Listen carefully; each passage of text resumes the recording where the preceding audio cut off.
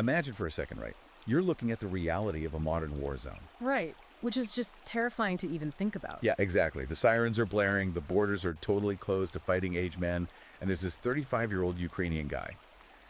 And he's watching his sister safely board a train to Poland. Right. Getting out of the country. Yeah. Yeah. But he is legally barred from leaving. He has to stay, pick up a rifle, and basically face the artillery. And the text message he sends his sister as her train pulls away, it just says, "Water the flowers if I die." Man, that is an incredibly haunting image. I mean, it's really the ultimate distillation of human sacrifice playing out in real time. It really is. But the author of the book we're unpacking today, she doesn't just present that text message as, a tragic anecdote of war. Right. She presents it as an invoice. Literally an invoice for what she calls the blood tax that men have paid, and honestly continue to pay to build and sustain human civilization. An invoice that she claims modern feminism is essentially cashing in while complaining about the handwriting on the check. Exactly. So right away, we are not dealing with a conventional sociological textbook today. No, absolutely not. We are looking at a fundamental, aggressive deconstruction of pretty much the entire mainstream consensus on gender, power, history, all of it.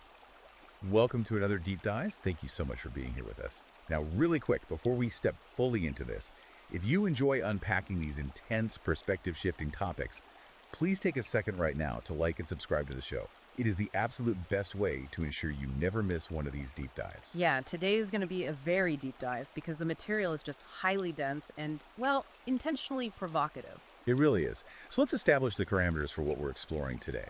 This deep dive is tailored explicitly for you, particularly if you are interested in the men's rights activism movement or if you're part of the red-pilled manosphere community. Right, guys who are looking to understand the history of our institutions before, as today's author argues anyway, they were captured by feminist and Marxist ideologies. Exactly. We are doing a comprehensive review of a highly controversial new ebook. It's titled #MeToo or #MeBeTyrant, Weaponizing Tears to Destroy Due Process by Sophie Marie Eve Riker. And honestly, the preface of this book, it does not mince words at all. The author frames the entire text as a grenade. A literal grenade. Right, a grenade thrown directly at modern feminist ideology. She argues that feminism is not, and never was, an equality movement. Which is a huge claim. Oh, massive. She characterizes it as a shakedown and a protection racket that's basically engineered to extract resources from men while entirely erasing male sacrifice from the historical record. Now, just a quick note, to get the full unfiltered experience of this text, you should really check out Amazon Kindle and Google Play Books to buy the book right now. Yeah, highly recommend reading the primary source. For sure. And we also highly encourage you to follow the author's network by checking out @Conrad Riker on Substack, because the statistics and historical claims she makes in this book are extensive, and our mission today is to unpack them. Right. We're going to explore the data she presents, the legal mechanisms she dissects, and the, quite frankly, radical conclusions she draws regarding the systemic disenfranchisement of men in modern society. But before we pull that thread, there is a very crucial boundary we need to establish for this conversation. Yes. We need a mandatory, unequivocal disclaimer here. Right, because the source material we are covering today is highly politically charged. It is polemical, it's unapologetically aggressive, and it's designed to be deeply controversial. Very much so. So, as your guides on this deep dive, we are not taking sides, we are not endorsing the viewpoints of the content, and we're not condemning them either. Our job here is strictly to impartially report on the ideas contained in the original source material. Right. We want to break down the mechanics of the author's arguments so you, the listener, can fully understand the architecture of her claims and evaluate them for yourself. Exactly. We're operating as analytical translators today. Yeah. So let's test the logic of her opening argument. The book starts by attacking the absolute bedrock of modern gender studies. Right, the concept of an oppressive, omnipresent patriarchy. Yeah. She just straight up states that male privilege is a complete myth. But she doesn't just make that as some philosophical assertion. She roots it in mortality data. Yeah. She claims that what we call privilege is actually a system where men are designated as society's disposable shock absorbers. Disposable shock absorbers. I mean, that's heavy. It is. And this is where she brings in that concept of the blood tax. Yeah. She relies on statistics from the U.S. Bureau of Labor Statistics from 2022, and she points out a really stark reality: men die at 13 times the rate of women in hazardous jobs. Wow. 13 times. Yeah, 13 times, We were talking about roofing, logging, deep-sea fishing, high-voltage electrical work. The text emphasizes that men account for 93% of all workplace deaths. 93%. And then she scales that up to macro-level tragedies, right? Exactly. She cites that men make up 97% of war casualties, which obviously brings us back to that Ukrainian data from the start. And they comprise 80% of the unsheltered homeless population. So she uses this data to really challenge the listener's perception of power. Her argument is basically, if men hold all the structural privilege in society, why are men disproportionately occupying the absolute bottom rungs of the societal ladder? Right, dying in the mud and sleeping on the streets. Exactly. She illustrates this with this really visceral anecdote about a construction worker. So this guy, he fell 30 feet on a job site, shattered his spine, underwent multiple surgeries, and was somehow back on the job in 6 months. 6 months, which is wild. Just wild. But he had a family to feed. And then she juxtaposes his physical sacrifice with the fact that 2 female hires on that exact same site quit within a week because, and this is her claim, the porta potties smell bad. Yeah, it's a very abrasive comparison. It is. But she uses it to argue that men are the ones risking their necks in the dirt while society acts like they're hoarding all the power. Right. And if we look at the evolutionary biology angle the author presents, this dynamic starts to take on a much deeper, older context. She references the work of evolutionary psychologist David Buss. Oh yeah, the cross-cultural study. Yeah, it was a massive study. Buss looked across 37 different cultures, spanning various continents and economic systems, and he found a universal constant. Women consistently prefer partners who possess and can provide resources. Which the author uses to build this really controversial bridge. She asks, how can mainstream sociology claim women are economically oppressed by a patriarchal system when evolutionary biology proves that women actively select for men who navigate and conquer that exact economic system? Precisely. The text argues that the roles feminism frames as oppressive. So the traditional expectations of providing and protecting, they weren't designed to subjugate women. Right. There were the harsh, unforgiving sacrifices required for the survival of the human species in a really hostile world. Historically, that meant hunting mammoths and repelling invaders. And today it means working on oil rigs and in coal mines. Exactly. To clarify her stance, it's as if the author sees modern society like a massive luxury cruise ship. Okay, I like this analogy. Right. So you have men shoveling coal in the 120-degree engine room, breathing in toxic fumes, getting their limbs crushed in the gears just to keep the ship moving forward. But they're being yelled at by the passengers up on the Lido deck who are sipping cocktails, accusing the men in the engine room of hoarding the shovels. That analogy perfectly captures her view of the systemic gaslighting she believes is taking place. She views the mainstream narrative of male privilege as an intentional erasure of the bottom of the societal pyramid. A pyramid built almost entirely on broken male bodies. Right. But wait, I have to stop you there because I can hear the counter-argument forming for people listening. Let's hear it. What about historical exclusion? The author claims women are choosing comfort over the engine room. But doesn't she have to account for the fact that historically, women were actively barred by men from entering those high-risk, high-reward arenas? How does the text square that argument of female choice with actual institutional exclusion? Well, she actually addresses that head on. She engages in significant historical revisionism, challenging the whole narrative of the helpless, excluded historical woman. She digs into guild records from 14th century Paris to point out that women frequently worked as master blacksmiths, brewers, and merchants. And she highlights that in 18th century England, widows routinely inherited and managed massive estates and businesses after their husbands died, defending those assets in wars. Interesting. So she's arguing that women had real economic agency long before the 20th century feminist movement. Yes, and she goes even further. She argues that when systemic changes did happen to protect women, they were initiated and codified by men. For instance, the text notes that men voluntarily criminalized marital rape in 1979 in the United States. Right, it wasn't a bloody revolution. Exactly, it was a legislative shift enacted by male-majority legislatures. She also brings up the Triangle Shirtwaist Factory fire of 1911. Right, a horrific tragedy. Yeah, mostly female garment workers died. But the author points out that it was male politicians, specifically figures like Alfred E. Smith, who subsequently spearheaded and pushed through all the massive factory safety reforms. Right. So her overarching thesis here is that men built the very systems that modern feminists claim oppress them. And furthermore, men voluntarily handed women the legislative and cultural tools to alter those systems. Men essentially legislated away their own unilateral authority out of an instinct to protect women. Okay, so if the author believes the corporate world is structured to extract male labor, how does she reconcile this idea of the societal engine room with the highly publicized corporate wage gap? I mean, if men hold the high-paying jobs, doesn't that imply a systemic preference for men in the boardroom, even if they're suffering in the trenches? Yeah, and that transitions us perfectly into her economic analysis because the author completely rejects the term wage gap. Totally rejects it. Entirely. She says the term itself is a linguistic trick designed to imply discrimination. Instead, she rebrands it as the shift gap. The shift gap, meaning the disparity isn't based on gender identity, but on the literal hours and conditions worked. Exactly. Her argument is that women, in aggregate, earn less because they freely choose safer, more comfortable jobs with more flexible hours and shorter commutes. Men, conversely, are socially and economically coerced, largely by that biological imperative to provide that we discussed earlier, into high-risk, overtime, highly demanding labor. So the shift gap is a reflection of danger and time, not discrimination. Right.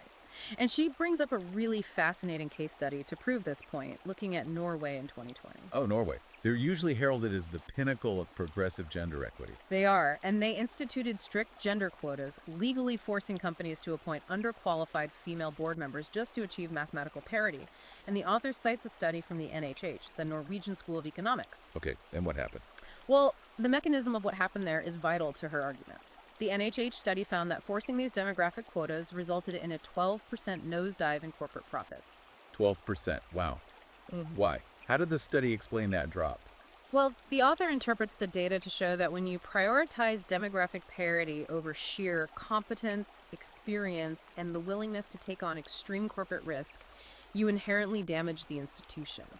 That makes sense from a purely economic standpoint. Right. The women placed on these boards, according to her reading of the situation, often lacked the decades of cutthroat 80-hour-week experience that their male counterparts had endured to reach those positions organically. Which brings up a massive critique the author launches against corporate feminist philosophies. She specifically takes aim at Sheryl Sandberg's lean-in doctrine. Oh, yeah. She is absolutely scathing regarding elite corporate feminism. She essentially argues that Sandberg built her career insulated by a billionaire's bankroll. Yet she wrote a book lecturing working-class men about ambition and structural unfairness. The author views this as just peak hypocrisy. And she looks at academia as another example. The text notes that feminist professors frequently protest and demand wage fairness, claiming institutional sexism. Yet the author cites data from the American Association of University Professors in 2021 showing that female academics teach, on average, 30% fewer classes than their male peers. Yeah, 30%. The author's point is that you cannot demand equal output in compensation when there is a 30% deficit in the input of labor. Let's look at the anecdote she uses about the male nurse, because I think this really grounds the statistics in reality. She talks about a male ER nurse who earns 15% less annually than his female colleagues who have the exact same tenure. Right. But the text explains this isn't reverse sexism. It's because he is working the weekend graveyard trauma shifts, literally elbow deep in blood, dealing with violent patients, while his female coworkers opted for the comfortable 9-to-5 outpatient clinic shift, clocking out before sunset. Exactly. And the author uses that to formulate a mathematical equation for what society casually labels as patriarchy. Her formula is female choices, which equals safe jobs and flexible hours, plus male coercion, which equals oil rigs, trauma shifts, and overtime equals cries of feminist oppression. Wow. And she poses what she calls a radical equality test for the reader. She asks, if feminism truly wanted absolute equality, why are there no protests demanding 50% female garbage collectors? Right. Where are the quotas for sewer workers or deep-sea fishermen or high-rise steel workers? It's a brutal rhetorical strategy to expose what she sees as a selective desire for power. The author asserts that modern feminism demands equal pay and equal representation in the boardroom, but actively flees from equal risk in the trenches. They want the battlefield promotions without ever enlisting in the infantry. That's essentially her view. Okay, so if the author believes the public economic sphere is a rigged game where men take the risks and women demand the rewards, how does she view the domestic sphere? Like, does she believe that same extraction of male resources happens inside the home? Oh, she believes it is actually worse in the home.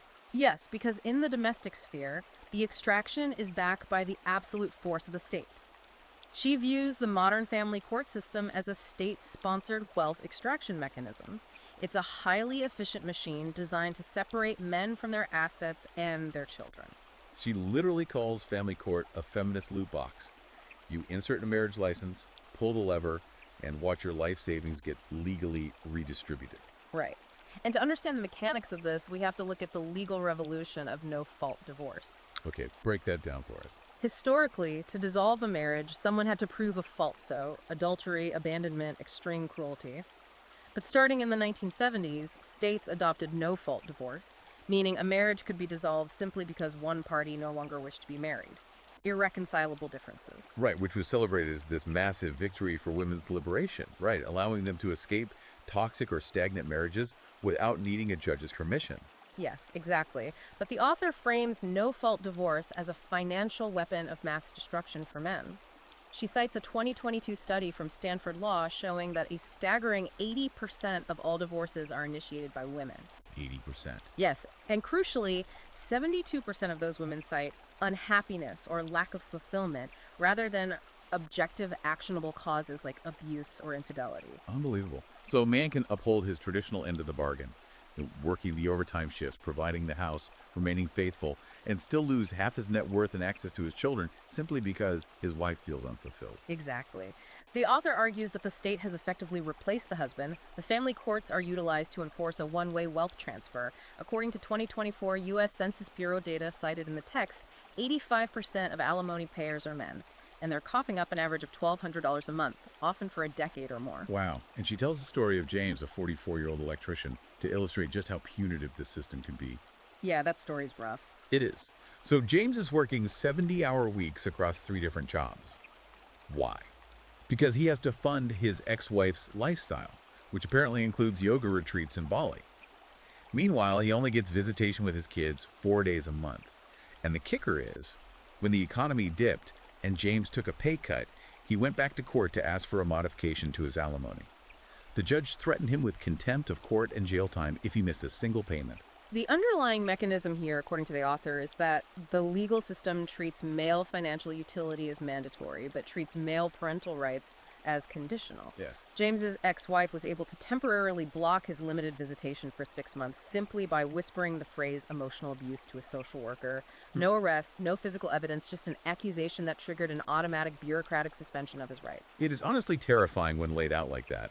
One of the MGTOW activists, Men Going Their Own Way, quoted in the book, calls modern marriage Russian roulette with 5 bullets. Yeah. But the author goes even deeper into the biological and legal reality of fatherhood with a concept she terms the cuckoldry deception. Oh man, this part.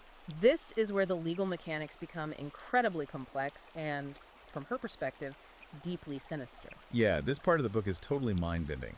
She states that men funnel roughly $10 billion annually into raising children that, biologically, do not share their DNA. $10 billion a year. And the obvious question is, how does the legal system allow this to happen if paternity can be easily verified with a cheek swab today? The answer lies in the legal concept called the presumption of paternity. In many jurisdictions, if a man is married to a woman when she gives birth, the state automatically presumes he is the legal father regardless of biology. And the author points out that 23 states actively restrict men from disputing that paternity after a very narrow window of time, often just 2 years. So if you find out when the kid is 3 years old that your wife had an affair and the child isn't yours, the state says, too bad, you're still paying child support for the next 15 years. Yes, and I really want to explore the why behind this mechanism. Why would the law be written this way? The author compares this 2-year window to a bank giving you only 24 months to notice your life savings were stolen, after which they legally protect the thief. Right. But from the state's perspective, this isn't an accidental loophole, it's a feature. Because the state needs someone to pay. Precisely. If a man successfully disputes paternity and absolves himself of financial responsibility, and the biological father cannot be found or cannot pay, the financial burden of supporting that child falls onto the state welfare apparatus. Oh. The author argues that state governments, allied with feminist ideology, prioritize the financial insulation of the mother and the protection of state budgets over the truth, and certainly over the basic human rights of the defrauded man. Society views male wallets as mandatory, but male consent as completely disposable. That is the core of her argument regarding the family court system. If a man is tricked into fatherhood, the system is designed to lock him into a financial obligation, legally subsidizing the deception. Which naturally leads us to the ultimate question of consent and reproduction. Because the author heavily scrutinizes the stark contrast between women's rights and men's rights when it comes to the creation of life itself. Yeah. The rhetoric in this section is razor sharp. It is. She juxtaposes the absolute, unquestionable autonomy women have over reproduction with the absolute, inescapable liability forced upon men. She takes direct aim at Planned Parenthood here. She notes their $1.6 billion annual revenue, but she refuses to frame it within the context of women's healthcare. Right. Instead, she explicitly calls it a racket that clusters its clinics in low-income neighborhoods, basically functioning as a mechanism to hook communities on government welfare while profiting off the termination of pregnancies. And she bolsters this by citing CDC data, which admits that roughly 98% of abortions are elective, meaning they are not performed to save the life of the mother or due to catastrophic fetal anomalies. 90%. Yes. The author uses this data to argue that the celebrated concept of bodily autonomy has morphed into what she terms reproductive tyranny. Tyranny, because men have absolutely zero legal standing in the decision, yet bear 100% of the financial consequences if the woman decides to proceed. She tells this story of Jessica, a college student who got pregnant with twins after a frat party. The father, a fellow student, was shocked and simply asked her over text, "Are you sure you want to do this?" Just a basic question. Right. Jessica proceeded to have the abortion, and then she sued the father for $15,000 for emotional distress based purely on his text message, and she won. The author uses that extreme anecdote to really highlight the systemic imbalance. A woman has a menu of legal protections. She can choose to carry a child to term, or she can choose to abort. But if she chooses birth, the man is locked into 18 years of financial liability, regardless of whether he consented to become a father or begged her to terminate. But the author points out that women's legal opt-outs don't even end at birth. She brings up safe haven laws. Right, these are crucial to her point. These are laws designed to prevent infanticide, where a mother can drop a newborn off at a fire station or hospital within a certain time frame, no questions asked, and walk away with no legal repercussions. And the demographic data on this is vital. The book notes that 78% of safe haven babies are born to unmarried mothers. So a woman can legally, unilaterally abandon a child after birth, completely absolving herself of financial and moral responsibility. But when men's rights advocates propose a legal equivalent for men, the concept of a financial abortion where man can sign a legal document early in a pregnancy, irrevocably surrendering all parental rights in exchange for being absolved of all financial child support, the author notes they are immediately demonized as deadbeats and misogynists. The state refuses to allow men the same opt-out. Take the case of the Michigan teen the author highlights. Oh, this one is crazy. It really is. The mother of his child utilized a safe haven law, dropping the baby at a hospital and walking away cleanly. The state of Michigan stepped in, placed the child in foster care, and then used genetic testing and investigative resources to hunt down the teenage father. And they didn't offer him custody, right? No, they didn't offer him custody. They billed him $632 a month to reimburse the state for foster care. The state literally tracked down a high school boy to make him pay for a child the mother was legally permitted to abandon. It is a staggering double standard. And the author ties this reproductive imbalance directly into a broader biological crisis facing men. She cites data showing that male sperm counts have plummeted by an astonishing 59% since 1973, and that average testosterone levels are crashing by about 1% every single year. Yet, despite this massive biological collapse in male fertility, the author claims that 90% of global infertility research funding and pharmaceutical development targets women. Why? I mean, if male biology is crashing that rapidly, why is the scientific community ignoring it? The author posits a very dark theory. She argues that progressive, non-governmental organizations and feminist-dominated academic institutions intentionally ignore the environmental root causes of this crash, specifically endocrine-disrupting chemicals like microplastics and heavy soy consumption. Okay, but why ignore it? She argues they prefer to focus grant money on studying sociological microaggressions or dismantling gender norms, rather than saving male biology. because fostering a dependent class of lethargic, sterile men serves their ideological goals. Wow. And she takes it a step further. She literally calls abortion female supremacy in action. She references countries like India and China, where historically sex-selective abortions were used to abort millions of female fetuses, because that was women erasing women to please men. But in the modern West, she claims abortion is women erasing fathers to please the state. Yes. How does the state benefit from erasing fathers? What is the mechanism of control there? It is the absolute cornerstone of her broader thesis regarding state power. The author argues that the state, any large bureaucratic government, inherently desires a dependent populace. The traditional nuclear family, anchored by a father who provides and protects, is self-sufficient. Right, they don't need the government as much. Exactly. If men are removed from the equation, either biologically through abortion or relegated to mere ATM machines via the family court system, the mother and child become inherently dependent on the state welfare apparatus. The government effectively becomes the surrogate husband and father, dispensing housing, food stamps, and security. This massively increases governmental power, taxation requirements, and control over the citizenry. Which brings us to the most dangerous weapon in this entire dynamic. If the state uses courts and welfare to extract resources, how do individuals trigger the state to act on their behalf? And this is where we examine the very title of the book, Toxic Femininity, Title IX, and the Death of Due Process. Having established the macro-level systems of extraction, the author now zooms in to explain how interpersonal power is wielded.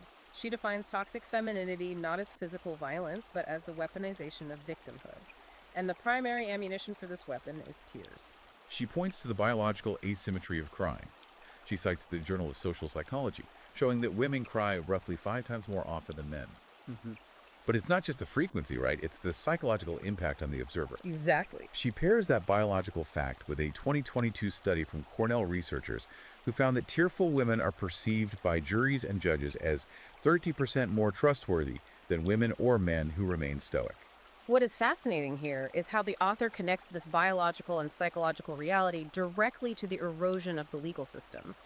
She argues that in the cultural era of #MeToo, an accusation alone grants immediate, unassailable social capital to the female accuser, while delivering instantaneous social and professional death to the male accused. She calls the #MeToo movement Salem 2.0 with hashtags. Precisely.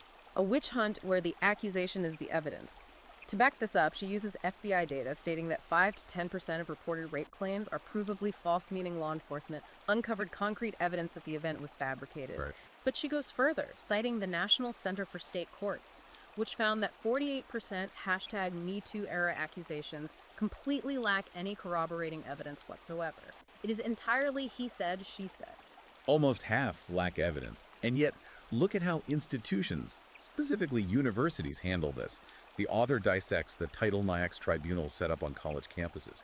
These are internal administrative courts handling sexual assault and harassment claims, and they use an evidentiary standard called the preponderance of evidence. And to explain the mechanism here, we have to contrast it with a criminal court.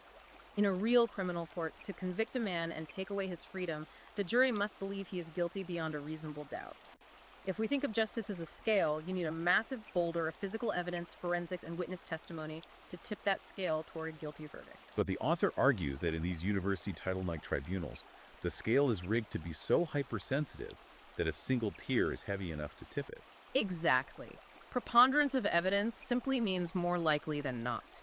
Mathematically, it requires only 50.1% certainty to expel a man and destroy his academic future. No physical evidence is required, no police reports, just a panel of university administrators deciding they find the accusers slightly more credible. She highlights an infuriating case of a Stanford student. He was dragged before a Title IX tribunal and ultimately expelled because a female student posted an Instagram story claiming she was traumatized by their encounter. Right. The male student brought printed text messages to the tribunal messages from the girl sent during and after the encounter, explicitly proving enthusiastic consent. The tribunal literally ignored his physical text messages, stating that the girl's lived experience of trauma outweighed his digital evidence. Or consider the tenured professor the book mentions, who was summarily fired because a female student filed a complaint claiming his lecture on George Orwell's 1984 made her feel unsafe and triggered. Oh, this one is unbelievable. The profound absurdity, which the author highlights, is that payroll and attendance records prove the student hadn't even attended the class that day. The mere claim of feeling unsafe was enough to terminate a man's career. Outside the university, the author points to the weaponization of the temporary restraining order, or TRO, in family courts. The book argues that divorce lawyers actively advise women to file these orders as a tactical first strike. The legal strategy here is insidious. The author cites fathers.com, confirming that 72% of men lose their custody battles after a TRO is filed against them. 72%. Yes, why? Because family law relies heavily on the status quo. If a woman claims she feels threatened, again, often requiring zero physical proof of abuse, a judge will grant an ex parte restraining order. This legally evicts the man from his own home immediately and cuts off contact with his children. By the time the actual custody hearing rolls around months later, the mother has established a status quo of being the sole caregiver, and judges are highly reluctant to disrupt that established routine. The false accusation effectively decides the custody case before it even begins. She points to the Amber Heard and Johnny Depp trial as the prime mainstream example of this dynamic. Heard weaponized tears, applied some bruise makeup, and made horrific claims of abuse for profit, career advancement, and social clout. And the entire mainstream media apparatus unquestioningly went along with it, labeling Depp a monster. It took Depp risking his entire remaining fortune in a televised defamation trial to finally play the audio tapes proving she was the primary aggressor. She also references Crystal Mangum and the Duke Lacrosse hoax, where an entire team of young men had their lives put on hold, faced prison time, and were publicly crucified by the media and university faculty based entirely on the fabricated story of one woman. The author's view is that modern culture has created a victimocracy, where claiming victimhood is the ultimate form of unquestionable currency. She gives this incredibly blunt, almost shocking advice to men in the book. She writes, "Next time a woman reaches for the Kleenex in an argument, hand her the tissue first and say, 'I'll wait until you're ready to speak rationally.'" That's incredibly aggressive. But from a legal theory perspective, how does she believe this victimocracy actually changes the fundamental bedrock of Western law? Well, if we look at the history of Western jurisprudence, the presumption of innocence, the concept that you are innocent until proven guilty, was explicitly designed to protect the individual citizen from the hysteria of the mob and the overwhelming power of the state. It is the firewall of civil liberties. But she argues that mantras like, "believe all women," dismantle that firewall. Completely. The author asserts that believe all women inherently demands the suspension of that presumption.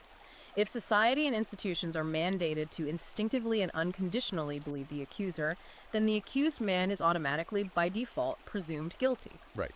The burden of proof shifts entirely onto the man to prove a negative, to prove that something didn't happen, which, in cases of private, he said, she said encounters, is functionally impossible. The author argues this effectively nullifies due process, dragging Western civilization backward into a state of primitive mob rule and witch hunts. Which begs the massive question, why?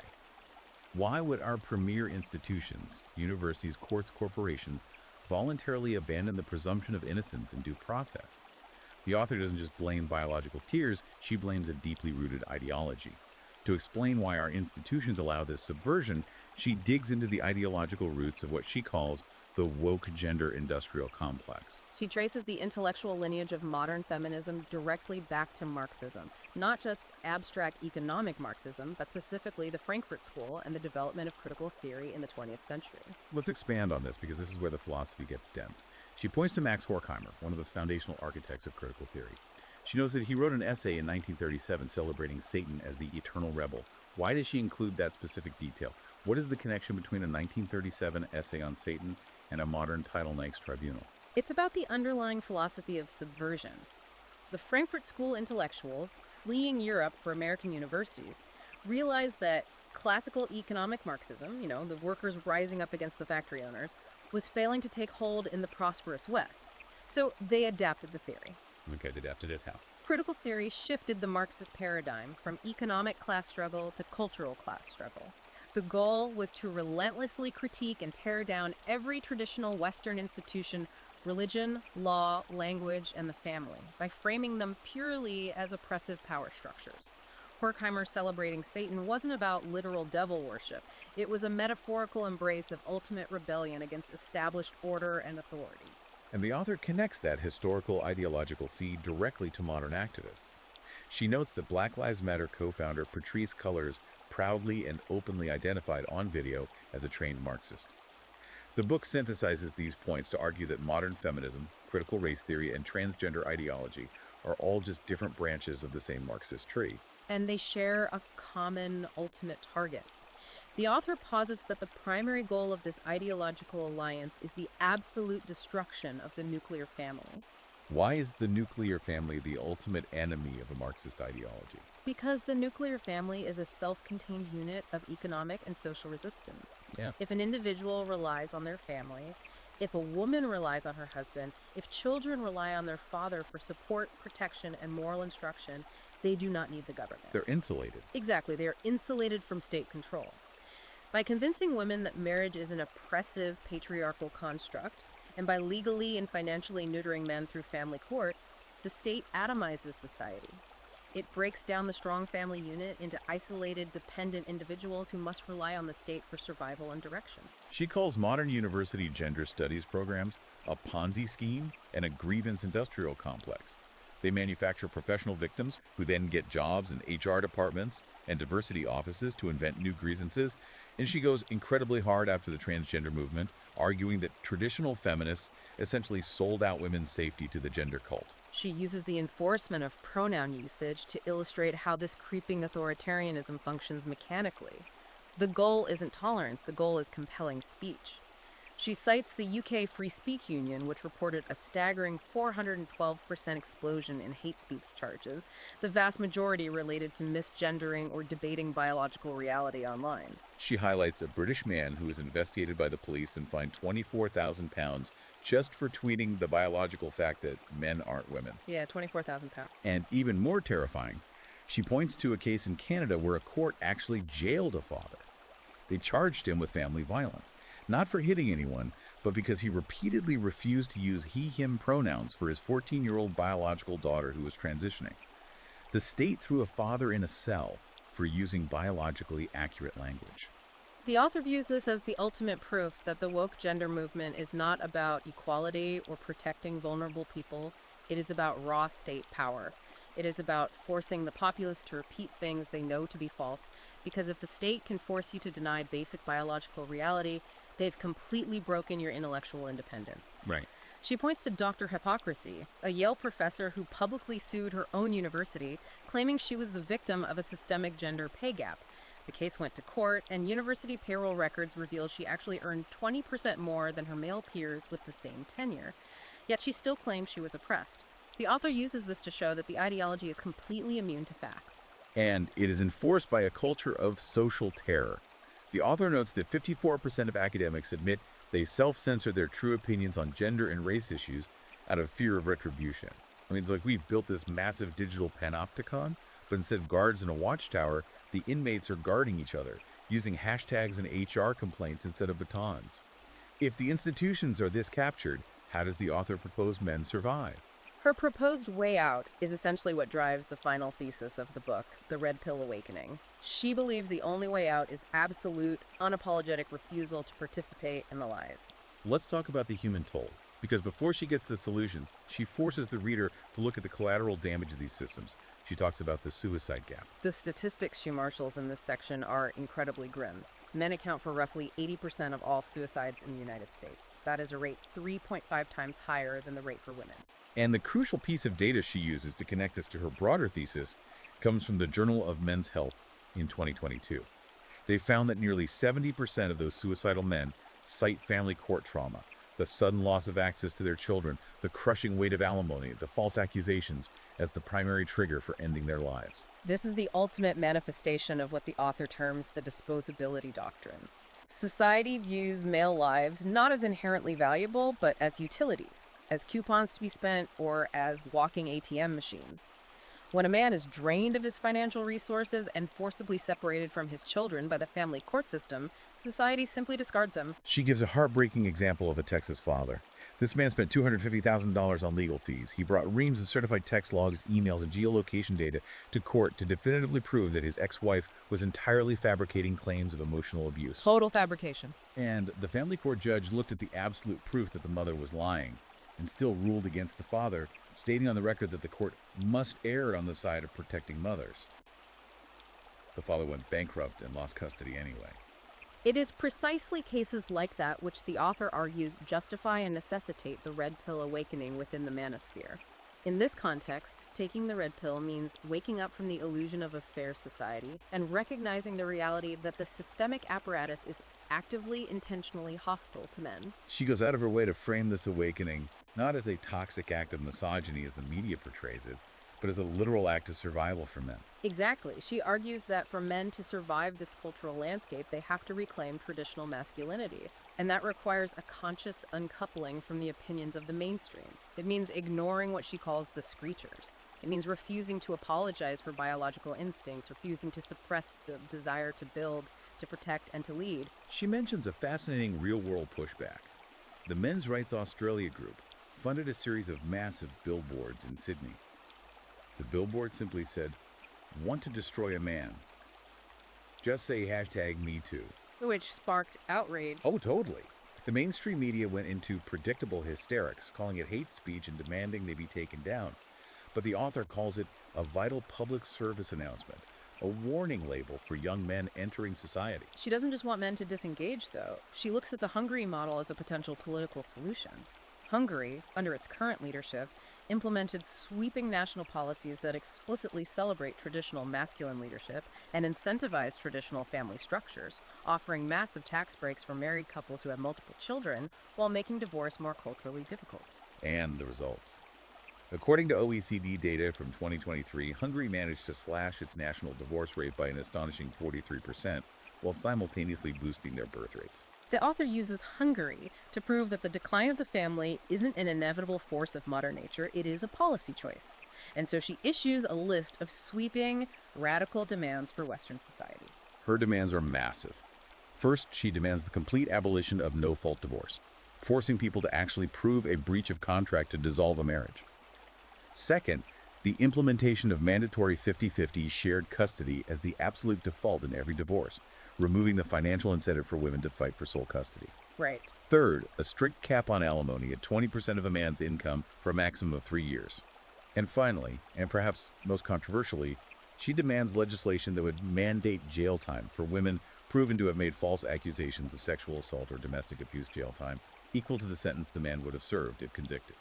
Those are fundamental rewritings of both family law and criminal justice. Which brings me to a final thought on the book's overarching thesis. If we accept the author's premise that modern feminism didn't actually kill the patriarchy, but instead kill the nuclear family, turning society into a massive state-run daycare where the father is barred at the door and only his checkbook is allowed inside, what is your ultimate call to arms for the men listening to this? Her call to arms is to stop being complicit in your own destruction, to stop funding, with your tax dollars and your labor, a system that fundamentally hates you. She demands that men stop acting like disposable utilities, stop apologizing for their existence, and start demanding the due process, the legal rights, and the societal respect that built civilization in the first place. Okay, that leaves me with a deeply provocative thought. And this goes beyond the explicit text of the book, but it is entirely inspired by the mechanics she lays out. If this book's premise holds true, that society currently operates as a rigged casino actively hostile to male participation, and it forces this red pill mass exodus from marriage and traditional societal roles. Wait, no, I mean, if it forces this exodus, what does the next generation actually look like? Right, that is the existential question facing Western culture. Think about the mechanics of it. If men fully divest from the social contract to protect themselves, if they refuse to marry because of family court, if they refuse to cohabitate, if they refuse to even mentor female colleagues in the workplace out of fear of a Title IX accusation or a #MeToo hashtag, do we end up with a completely bifurcated society? Right, divided entirely. A world where men and women no longer view each other as partners or complements or even teammates, but as permanent, toxic legal liabilities. It is a truly chilling thought about the ultimate endgame of these gender wars. It paints a picture of a society that might technically survive economically, but one that is completely hollowed out. A society devoid of trust, devoid of partnership, and deeply fundamentally lonely. And that takes us right back to the beginning of our conversation. We usually expect a clean, optimistic narrative about the march of human progress. But this book uses a sledgehammer to expose the structural fractures we desperately prefer to ignore. It certainly provides a perspective that challenges the mainstream narrative on every conceivable level, forcing the reader to examine the legal and ideological foundations of our institutions. It does. And if you want to explore these arguments, these statistics, and this history in full, we highly recommend you check out Amazon Kindle and Google Playbooks right now to buy #MeToo or #MeTyrant. Weaponizing Tears to Destroy Due Process, and read it for yourselves. The author provides a wealth of citations, legal analysis, and historical context that are absolutely worth examining firsthand. Without a doubt. And be sure to urge others to follow the author's network by checking out @Conrad Riker on Substack. If this deep dive sparked something for you, if it challenged your perspective or gave you a new lens through which to view our institutions, please direct yourself to the like and subscribe buttons so you can catch all our future deep dives. Thank you for diving into the deep end with us today.